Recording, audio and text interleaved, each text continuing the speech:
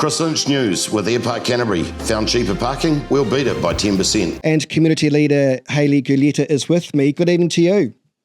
Hi, how are you today? Very well, thank you. You are so well known, particularly in the Richmond community and parts of Christchurch East, for your community advocacy and the work that you do among the community. Why give that up and stand for council? Well, I guess the big thing for me was quite a few big disappointments in the last 12 months, and those being the wrangling over the Takara Orchard and also the disappointment about not having community representation on the co-governance committee of the OARC. They were one of the main drivers to think, well, actually, do I need to be inside the tent to actually finish these jobs and get these things done? And also, I've had 12 solid years of working in the central ward, not just in Richmond, but the central city, and also working collaboratively with the suburbs around me. And, I feel like the representation and support that I've had from the current representation has been pretty lacking. So they are kind of the main things why I decided to do it. Yeah. What are you going to bring to council that's unique or perhaps different to the councillors that we have around the table at the moment, Hayley? Well, I'm a kind of a unique mix of, people know me as being environmental, and I am. I absolutely am, and I make no bones about that. So I'm a unique mix of someone who really cares about our environment and the quality of our water and our riverways, but I'm also a business person. I've owned my own telecommunications company for over 30 years. I'm actually a business telephone technician by trade, and my company is successful. It's enabled me for the last at least 6 years to be actually out working in the community as a volunteer. So to me, that's a successful business, is it not? So I'm kind of a unique mix of economic, fiscal ability to read a spreadsheet and out there digging holes to put trees in. So, yeah. What kind of policies are you going to run in terms of campaigning on or for or against? So I guess my one of the big things for me is this whole left-right block voting situation that we've found ourselves in, and I feel like that's not doing great things for the city. It's actually holding us back. So I'm running, and I don't like to use the word independent because it's actually been butchered in the last few months, but I am a true independent. I am free of any political leanings. I'm free of any group things, and I want to be able to get in there and vote on things as they come across the table on a case-by-case basis, so that we can actually look at things for the betterment of the whole city. So I feel like that's a biggie for me. And the other biggie is the quality of our waterways. And also, I'm really disappointed about how we as a city have let the Cathedral Square go to wreck and ruin. It's a really integral part of our city and our sense of pride. It's holding back development from the people that own land around it. And we're so focused on the cathedral that we've forgotten that actually the square is the thing that we should be pushing for. So I'd really like to see us just do something in there so that it's a real good connector between all the beautiful work that's going on in the North Frame and connecting it to all the investment that's being made in the rest of the city by private developers and also Te Kaha in the stadium. Yeah.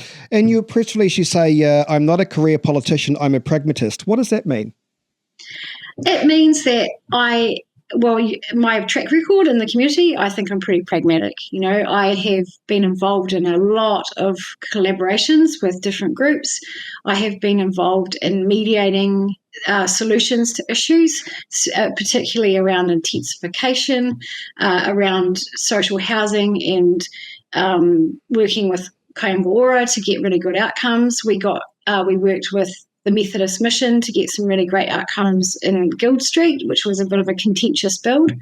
So I'm pragmatic in the sense of it's about getting things right and trying to find a mediated approach for everybody rather than taking a stand one way or the other. Yeah.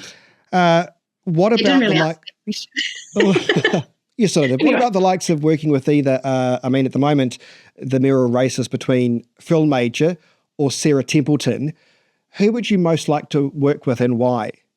Well, I think as a city, we're blessed to have really two great contenders. Phil's done a great job. He's kept the stadium on track. He's managed to get the rates down to a reasonable level given what's going on in the city. But equally, Sarah's a great leader and she really cares about the environment and she really understands process and what we're going to have to do to make sure our city's resilient. So I think it's going to be a really tough decision for people. Yeah. So you can work with both easily? I think so, yeah. Yeah, I believe so, yeah. Yeah, okay. Definitely. What is one thing, I'm going to give you the keys to change the world with Inside Council. What do you want to change the most? What is the one thing that you thought, this has got to change? I need to stand. I mean, there must be something that you thought to yourself, I've had a gutsful, I'm going to stand. I feel like and I call it the big house, has forgotten that everyone's working for the community and the people who vote. Well, actually, it doesn't matter if you vote or not. You should vote, though. But the ratepayers of the city are the people that we should be working for.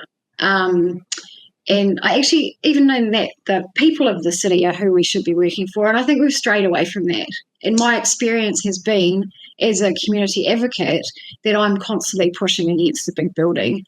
And it shouldn't be as hard. It should be easier for our communities to be able to actually get involved in civics. And I think that's part of the reason why our voting numbers are so low.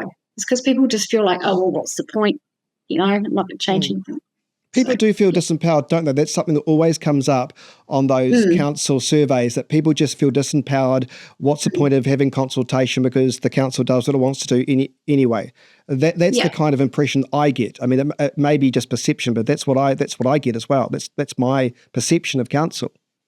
Yeah, absolutely. And I've really felt that this last year. After all the work I had done, I felt myself quite disempowered. And you might have seen a Facebook post from me a few months ago where I'm like, bugger this, I'm out. I'm not doing this anymore. And that's if there's people like me in the city who are feeling like that, then imagine what, people who aren't doing as much community civics are feeling. So it's a big thing for me to go, okay, we need a culture change here. We need to actually be working collaboratively and really listening to the people of Christchurch, not just paying them lip service. Yeah. You said in your press release, good governance means being able to see where the issues are and being fiscally responsible. Has this council in this current term been fiscally responsible? I think this last annual plan, they've made a huge improvement. But looking over the last 3 years, there's been a heap of things that have been quite wasteful in my view.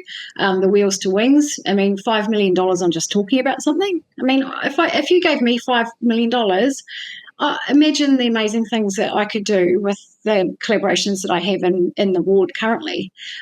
Gloucester Street was just a stupid waste of money. So those things, and there are two examples. So how many other examples of things like that have happened that are actually wasteful and could have been circumvented by better governance? Yeah, just reminded me, isn't that a lot of money, $5 million to spend on consultation regarding a cycleway that hasn't even been implemented? I mean, you could have put, half the cycleway in there by now with that $5 million. That's absolutely incredible. Oh, you've wound me up. I could have planted the whole red zone with that fight. I know. Hattie, there has been some discussion about asset sales and what some councillors stand for when it comes to that. So I suppose I'm going to ask you this question. You for or against asset sales or partial asset sales? Again, why is it always for and against? Obviously we don't sell the family silver, but we need to hold on to strategic assets like the port and the airport. But there are some things I think maybe we should look at a bit more closely and perhaps freeing up that asset so that we can put profits into other assets that need it. For example, the port company desperately need a bigger berth. I'm not sure what the word is, but otherwise they're going to lose to Timaru, and that's no good for our city. And the same with Orion. We're coming into a real challenging electricity situation with the decarbonisation of the world. So is Orion set up enough to be able to handle what the future's bringing? So I think we need to have a bigger discussion about asset sales. Yeah. Well, here's your chance. I wish you well. It's nice to speak with you, Hayley Guleta, standing for the Christchurch Central Ward. Thank you very much for your time tonight. Thanks, Chris. See ya.